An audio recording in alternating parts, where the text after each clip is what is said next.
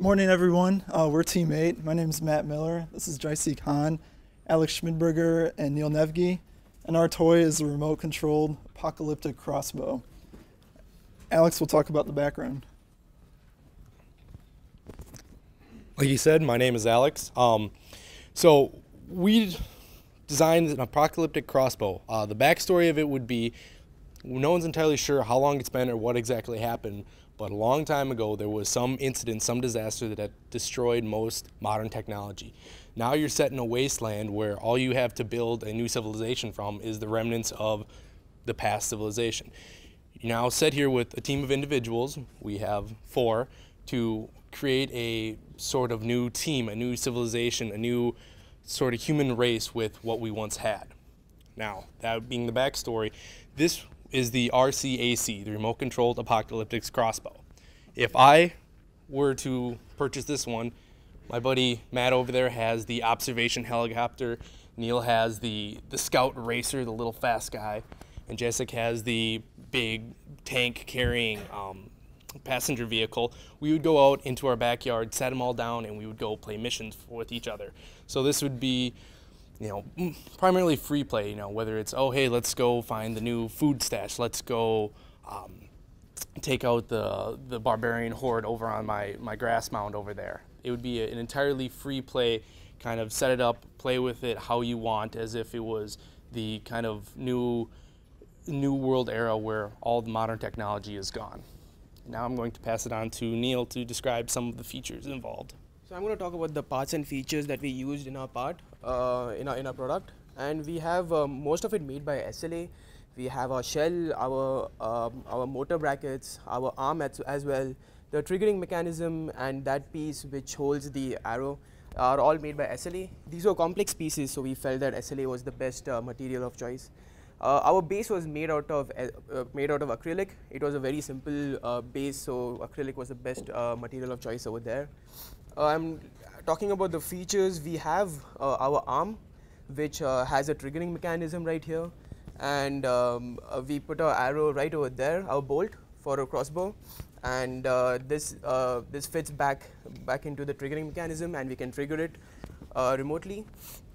We also have our rear tires are connected to motors, and those motors make the vehicle move forward. And we also have a pitch for our arm, which is basically a rack and pinion, so our arm can move up and down. Yeah, so like Neil said, we have all those features on this toy. I'll just demonstrate a few videos of those right now. The first is the wheels. There's 2 motors connected to each of the back wheels that move the car forward. And so here is a video of that happening. You can see them turning and they push the whole vehicle forward. That's remote controlled. Video is kind of long. The next feature we have, this is the launcher mechanism. JC will talk about that. So this is our launcher mechanism. At the initial position, there will be an elastic band through and around this hook, and that'll naturally exert some constant force this way because of the elasticity, but the rotating motion is constrained by this solenoid plunger, which is popping up. So when we trigger the button on the PS3 controller, plunger will pull back and then free the rotation of the hook, and as the can you play the video? Mm-hmm.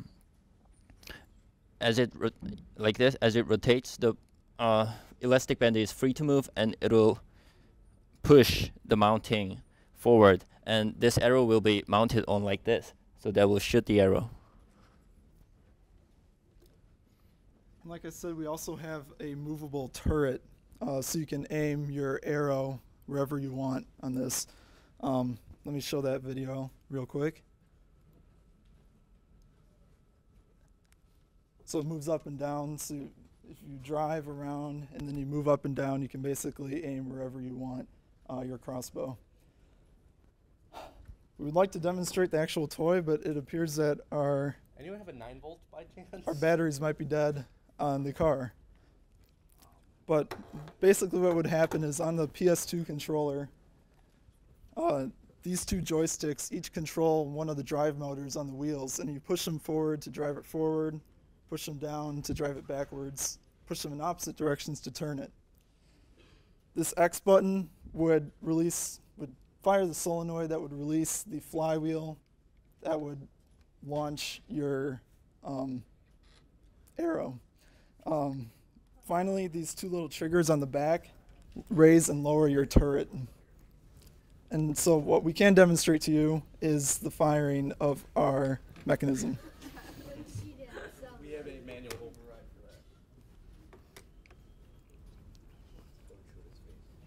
that. That's right, I'm not that pretty. You need to pull back. Look, Pull here, back look, to you. ready? It's not happening. Yeah, because of the solenoid. This is all we can get. So it actually has a pretty fair amount of firing potential, and that's a lot of the reason why the solenoid won't work, because there's a heck of a lot of force pushing against the flywheel on the solenoid. If we were to redo this, we would have an actual more powerful actuator holding the solenoid in place. Are there any questions? No 9 volts? Have you considered the design of the bolts? What was that? The bolt itself. Have you considered its design? You could have multiple different ones, like a sticky head like they have on Nerf guns. You could have a weighted one, which would actually make it fly a lot easier because it's got a weighted tip. You can make them lighter. We just went with wooden dowels because they're easy. You can make a lot of them really cheaply. So it's something you could look into. Right now, we just went with one of the easier choices. And what's the age group? This would probably be from 8 to 16, kind of that starting to get pretty good with remote control, have an interest in, there's the whole zombie apocalypse that's real craze today. So this would be a very good market for today's kind of that age group. You've done an engineering analysis of the friction forces that you've got to overcome from that sear that engages the cam? Originally, we were going to do this in 12 volts, and the solenoid probably would have had enough power then. Unfortunately, this is built on 9 volt, which I'm not entirely sure what the pulling power of the solenoid is anymore. So what we thought was going to work, using the analysis on 9 volt, our power's been cut, and now the solenoid no longer has enough power to pull. So. But what I was asking is, had you originally calculated how much force that mechanism was going to require to unlatch? No. I do not.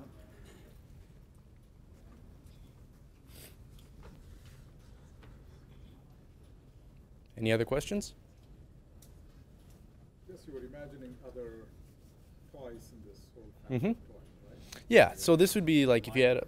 Line of toys, yeah. There'll Yeah. be like different toys with like different functions. So the purpose of free play would be like it'll be like a mission or something, where you have multiple kids controlling multiple units like this, and this could very well range into a lot of toys, very variety of toys. Okay, what kinds of systems are there on the market now?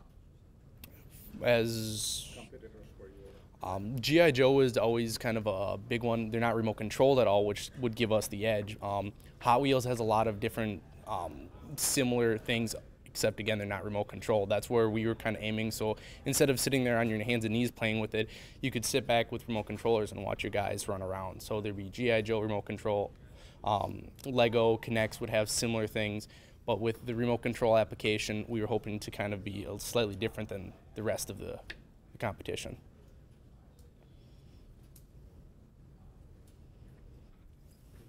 Thank you. Thanks.